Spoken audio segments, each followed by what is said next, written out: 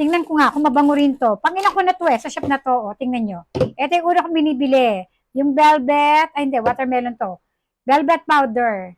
Yung una nila, iba yung packaging ngayon. Dito na yung packaging nila. Nandito na lang yung pangalan nila. Ito yung watermelon, parehas sila mabango at tigkaunti na lang parehas.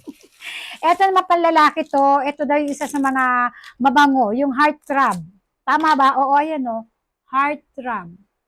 Aamayin natin kung ito mabango. Alam nyo, maganda sa pabango nila, kaya ng budget. Tapos, kapag ka pinaplansya nyo na yung damit ng anak nyo, amoy na amoy pa rin. Pwede ka na nga hindi mag-fabric conditioner eh. Hindi na talaga nagpa-fabric conditioner. So, ito amoy natin to. Bago to na. Heart throb naman. Sandali lang. Uy, ang bango nga. Tingnan mo na. Parang mas magugustuhan mo yan. Di ba? Di ba? Ang bango. Parang mamahaling ano. Ang bango, di ba? Ay, parang mas gusto ko to. Grabe, mapapalingon ang mga babae sa inyo. Ako nga babae ako, nagustuhan ko eh. Ang bango nitong heartthrob.